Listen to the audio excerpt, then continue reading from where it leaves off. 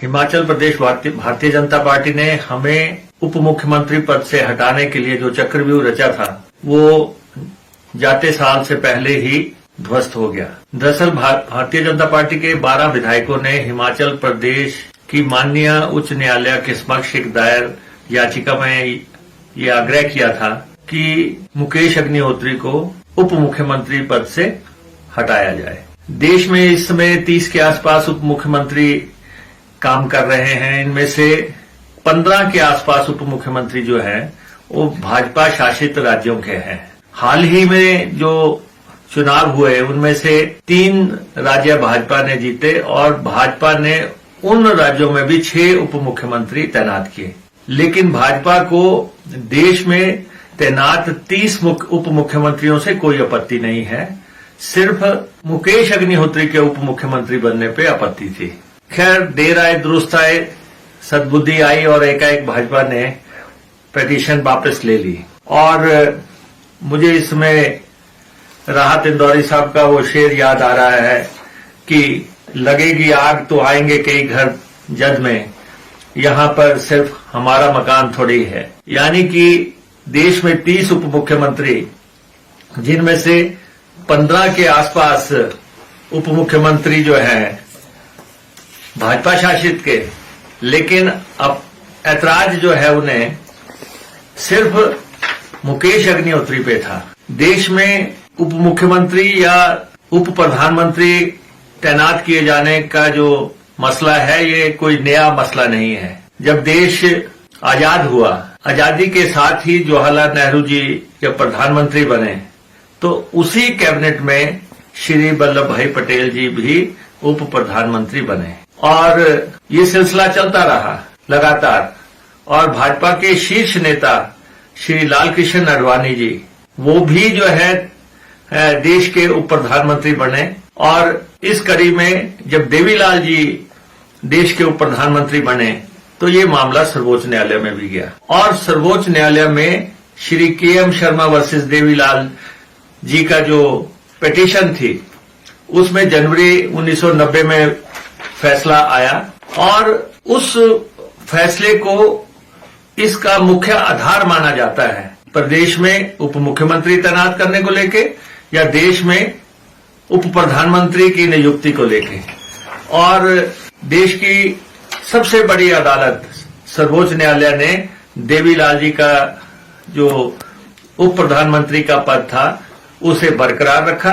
और उसके बाद लगातार जितने भी हाई कोर्ट्स में पिटीशन हुई, देश में लगातार पिटीशंस हुई और वो उन सब में इसी फैसले को जो है आधार रखा गया।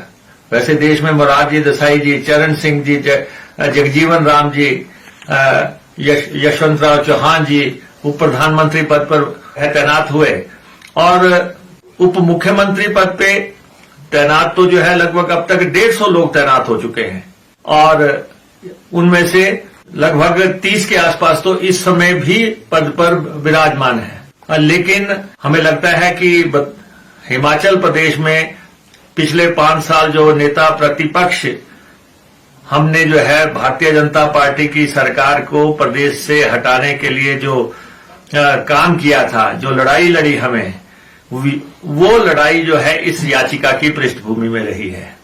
और भाजपा के दिलो दिमाग में था कि अगर मुकेश अग्निहोत्री ने हमें सत्ता से हटाने के लिए जो है काम किया है तो हम भी इनको जो है सत्ता से हटाएंगे।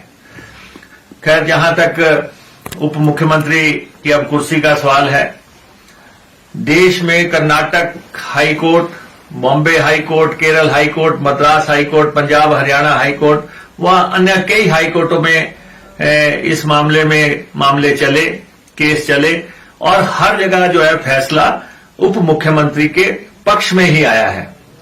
याचिका जो है हमेशा ही जो है औंधे मुंह गिरी है और ध्वस्त हुई है। और अब सवाल ये भी है कि जो देश के अन्य उप मुख्यमंत्रियों ने शपथ ली थी, जो हाल ही में 3 राज्यों में भी 6 उप मुख्यमंत्रियों ने जो शपथ ली है, वही शपथ हमने भी जो है रिज मैदान पे 11 दिसंबर को जब 2022 को शपथ ग्रहण समारोह हुआ, हमने भी वही शपथ ली थी। उसमें रत्ती भर भी जो है बदलाव नहीं था, लेकिन भारतीय जनता पार्टी के हमारे विधायक मैना मानू की तर्ज पर डटे रहे। और आपकी जानकारी के लिए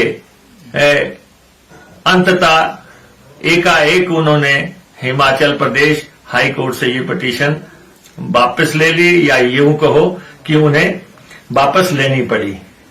और देश में उप मुख्यमंत्री भी कोई छोटे कद के लोग नहीं रहे हैं। देश में बहुत बड़ी बड़ी शख्सियतें जो हैं उप मुख्यमंत्री रही हैं, जिनमें श्री नीलम संजीवा रेड्डी जी, श्री केशु भाई पटेल जी, श्री सिद्धारमैया जी, श्री एस.एम. कृष्णा जी, श्री येदुरप्पा जी, और सुखबीर बादल जी, एस.के. स्टालिन जी, श्री ज्योति बसु जी, और अभी तो जो है महाराष्ट्र में के जो मुख्यमंत्री थे वो अब उप मुख्यमंत्री के तौर पर देवेंद्र फडणवीस इसमें काम कर रहे हैं।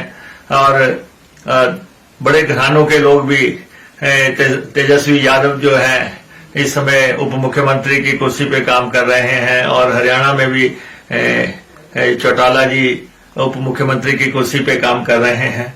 तो इसलिए ये उप मुख्यमंत्री की कुर्सी हो या उप प्रधानमंत्री की कुर्सी हो, ये तो उसी दिन शुरू हो गई थी जिस दिन देश आजाद हुआ था, वल्लभ भाई पटेल जी की नियुक्ति के साथ ही। और ये सर्वोच्च न्यायालय के कानून के साथ के फैसले के साथ जुड़ा हुआ भी मसला है। लेकिन मुकेश अग्निहोत्री के कुर्सी को जो है भाजपा के 12 साथी विधायकों ने एक साथ 1 दर्जन विधायकों ने चुनौती दी थी, उनका भी धन्यवाद। लेकिन हम तो सिर्फ यही कहेंगे, मुद्दई लाख चाहे क्या होता है, होता वही है जो मंजूर खुदा होता है। तो पूरे प्रदेशवासियों को नए साल की शुभकामनाएं।